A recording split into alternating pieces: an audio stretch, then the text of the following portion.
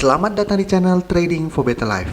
Pada perdagangan hari ini, IHSG ditutup turun 0,49% ke angka 4.916.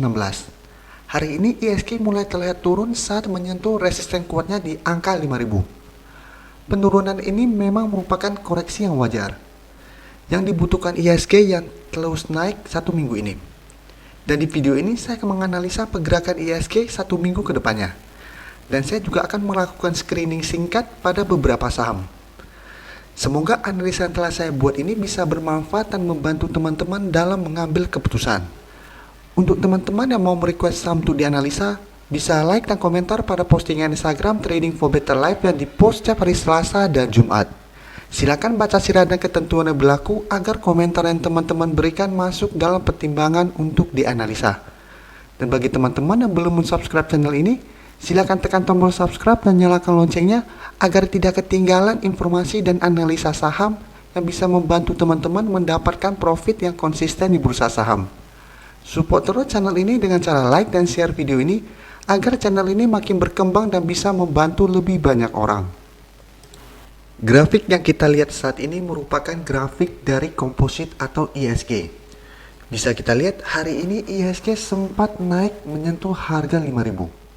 Setelah menyentuh harga 1.000 dan naik hampir 1%, IHSG mulai turun pada sesi 2 dan ditutup turun 0,49% ke harga 4.900-an.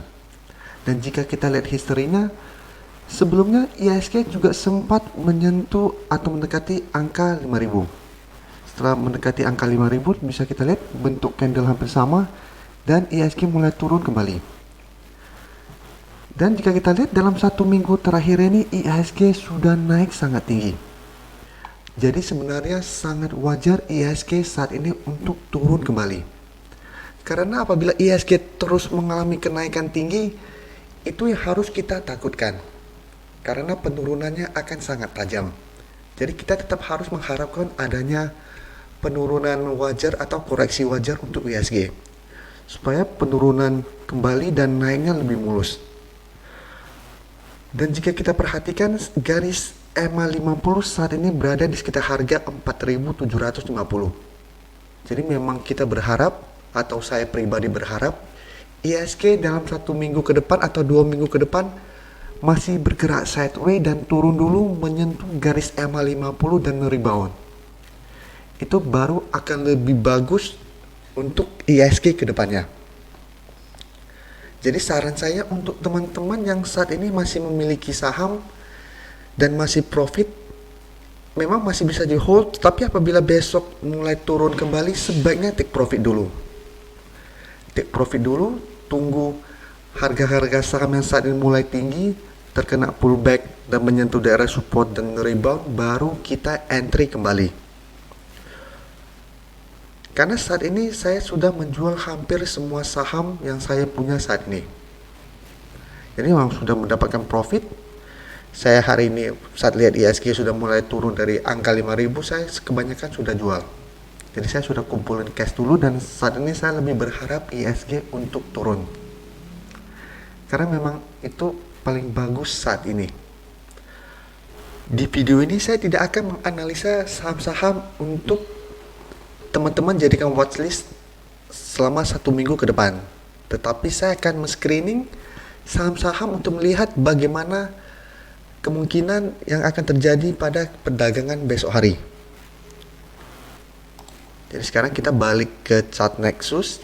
Bisa kita lihat Adro hari ini mulai turun kembali. Setelah berusaha untuk break dari resisten kuat di EMA 150. Dan penurunan ini juga wajar karena kemarin Adro baru mencatatkan pembagian dividen. Untuk teman-teman yang ingin menghold saham Adro saat ini, selama masih bertahan di atas daerah support di EMA 50, saham Adro masih layak untuk di hold. Karena masih ada peluang untuk bergerak sideways dan berusaha break dari resisten kembali. Untuk bandarmologinya teman-teman coba analisa kembali. Karena ini hanya screening singkat untuk perdagangan besok hari. Jadi besok Adro masih ada peluang untuk turun menyentuh daerah support di EMA 50.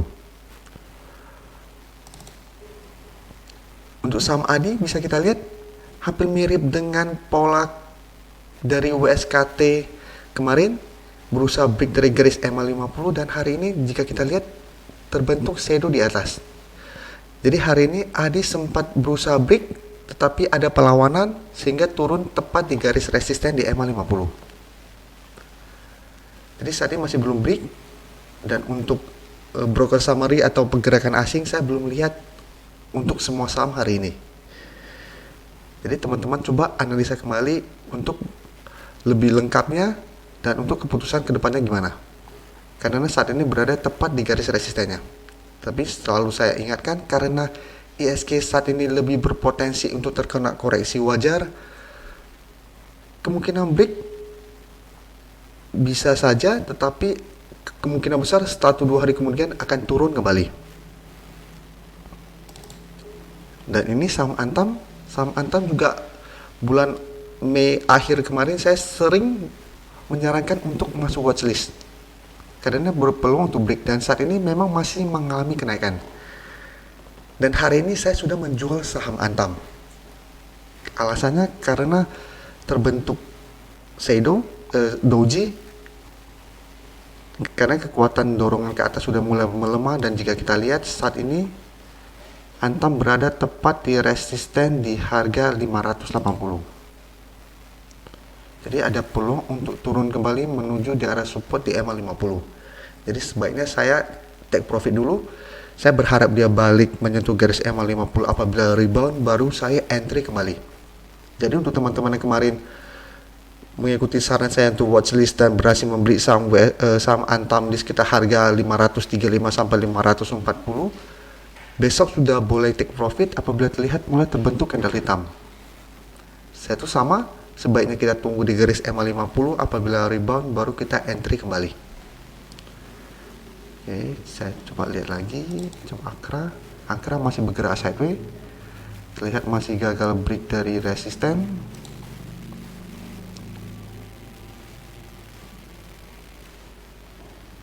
Coba kita lihat ASI masih bergerak naik, mendekati level 5000, masih gagal break, saat ini mulai turun. Jadi untuk teman-teman yang kemarin berhasil membeli saham ASI sudah boleh siap-siap untuk melakukan take profit apabila belum melakukan take profit. Karena juga ada potensi untuk turun kembali menuju garis EMA 50. Tapi ingat, coba konfirmasi kembali untuk bandarmologinya. Karena secara grafik atau candlestick sudah mulai arah ke bawah, karena masih gagal break dari harga 5000.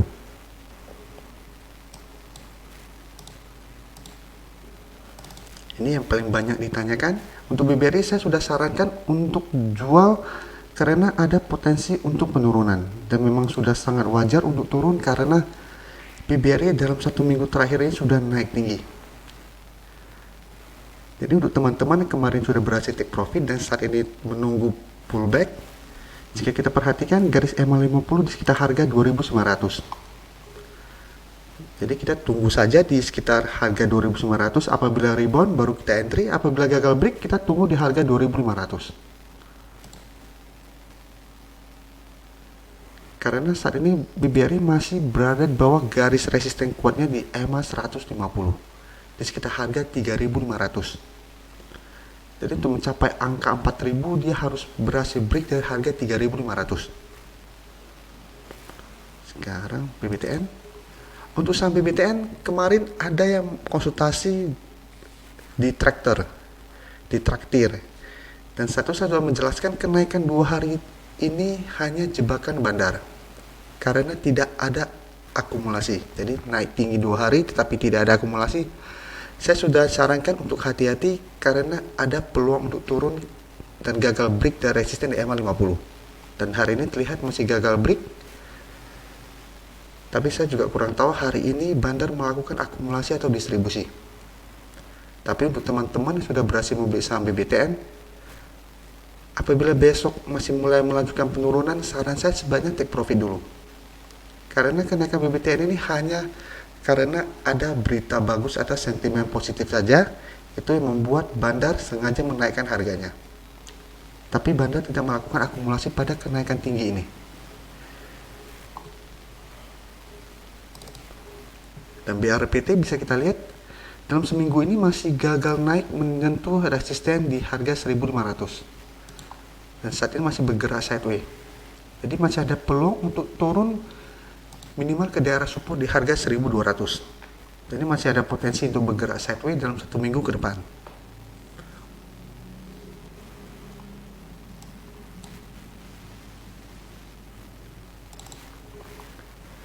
BSD bisa kita lihat saat ini masih gagal break dari garis EMA 50. Jadi walaupun hari ini sudah berhasil naik di atas garis EMA 50, tetapi candle yang terbentuk candle hitam. Jadi saya tidak bisa menyatakan bahwa ini sudah break. Tapi apabila besok terbentuk candle putih di atas garis EMA 50, baru bisa kita bilang BSD break. Oke. Ini saya ganti ke WSKT karena baru kemarin saya analisa. Nah, ini teman-teman harus tahu, hari ini memang WSKT berhasil naik di atas garis EMA 50. Jadi saat ini sudah berhasil naik di atas garis EMA 50. Tapi sama seperti saham ADI, terbentuk shadow yang lumayan panjang.